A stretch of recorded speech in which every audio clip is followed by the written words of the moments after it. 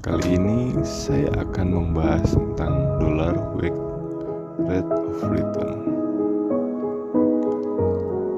DWR merupakan return yang benar-benar diterima oleh investor yang ditentukan oleh besarnya arus kas masuk dan keluar dalam investasi portofolio akibat tambahan atau penarikan dana yang dilakukan investor selama periode perhitungan return portofolio tersebut. TWR dan DWR memiliki kesamaan, yaitu sama-sama bisa digunakan untuk menghitung return portofolio dan sama-sama merupakan metode perhitungan yang valid. Adapun perbedaan di antara keduanya adalah yaitu DWR lebih sesuai digunakan untuk para investor karena metode ini akan bisa menjawab pertanyaan berapa besarkah return yang akan diterima investor. Sedangkan DWR lebih cocok untuk digunakan oleh manajer investasi karena bisa menjawab pertanyaan berapa besarkah return yang akan ditawarkan portofolio. Ada satu studi kasus. Ada seorang investor reksadana namanya Rudy. Karena masih awam, dia memilih untuk melakukan cost averaging setiap bulan di reksadana panen dana maksima. Rudy berinvestasi secara auto debit selama 5 tahun dari 1 Juli 2013 sampai dengan 1 Juni 2018 sebesar Rp1.000.000 per bulan termasuk fee. Biaya auto debit adalah 1%. Pada tanggal 1 Juli 2014, Rudy melakukan pengecekan saldo secara online dan mendapatkan hasil sebagai berikut.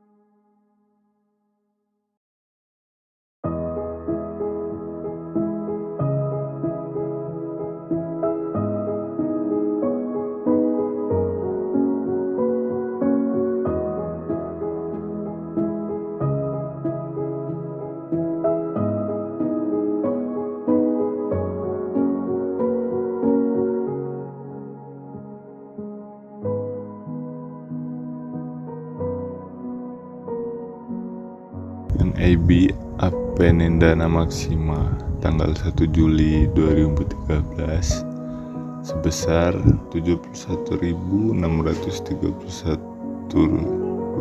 per unit dan tanggal 1 Juli 2014 sebesar Rp66.205 per unit, sehingga return 1 tahunnya minus 7,57. Pertanyaannya, mengapa secara NAB menunjukkan tingkat return negatif sementara cek saldo website menunjukkan tingkat return yang positif? Berapa performance tahunan Rudy? Apakah lebih baik dibandingkan beli sekaligus atau di depan?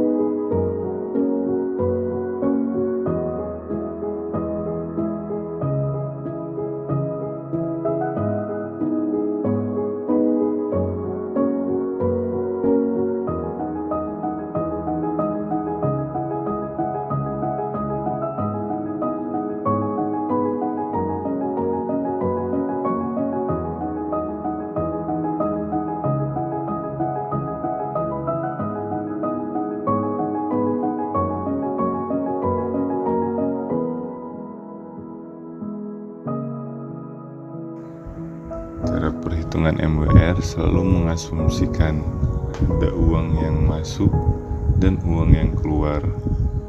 Uang yang masuk menggunakan angka positif dan uang yang keluar menggunakan angka negatif. Bisa juga sebaliknya, yang penting konsisten. Untuk kepentingan perhitungan, sisa saldo nasabah pada akhir periode akan ditulis negatif karena diasumsikan dijual. Dengan menggunakan metode MWR, angka 40,47 menunjukkan bahwa kinerja atau performance dari investor berdasarkan arus kas dan timingnya adalah 40,47% per tahun. Angka 20% yang lebih masuk akal untuk investor secara umum memang tidak salah. Angka tersebut mempresentasikan persentase keuntungan secara aktual. Akan tetapi, jika kita ingin mengetahui kinerja investor sehingga bisa dibandingkan dengan kinerja reksadana, obligasi, atau risk free, MWR adalah metode yang paling tepat. Mari kita jawab pertanyaan tadi.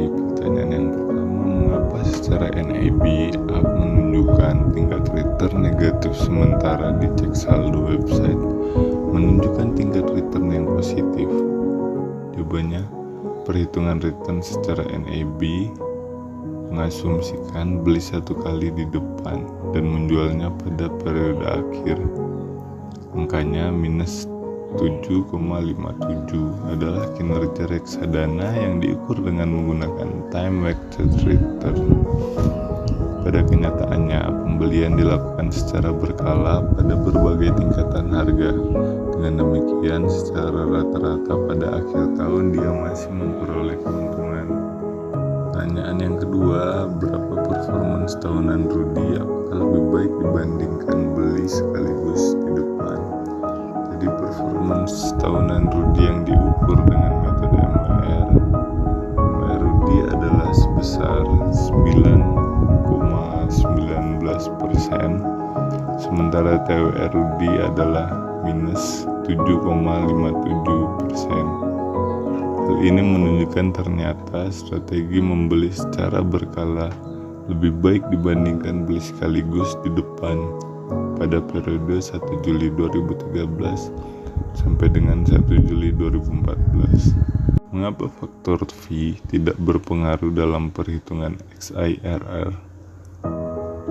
Perhitungan fee tidak mengurangi arus kas dalam rumus XIRR karena prinsip arus kas dalam metode ini adalah jumlah uang yang dikeluarkan dan jumlah uang yang diterima, di mana nilai 12.449.000 rupiah adalah asumsi uang yang diterima pada akhir periode sehingga dianggap positif. Besaran fee berpengaruh pada unit yang dimiliki. Artinya, jika investasi 1 juta rupiah dan fee 1%, maka jumlah uang yang digunakan untuk membeli unit adalah 1 juta dikurangi fee. Pengaruh dari perhitungan ini adalah pada nilai saldo akhir periode, karena semakin besar fee yang dikenakan, tentu semakin kecil nilai saldo pada akhir periodenya.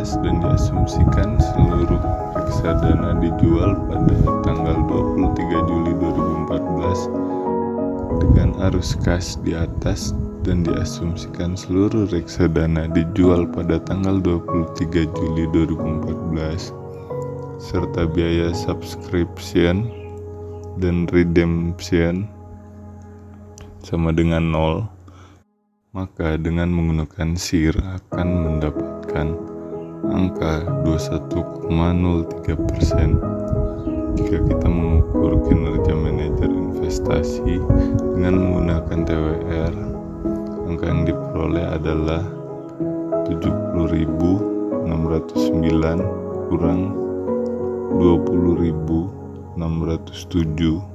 20.607 sama dengan 242,64%. Mengapa perbedaannya bisa demikian jauh? Apakah karena market timing dilakukan dalam timing yang benar-benar buruk sehingga hasilnya menjadi kecil? Jawabannya adalah tidak.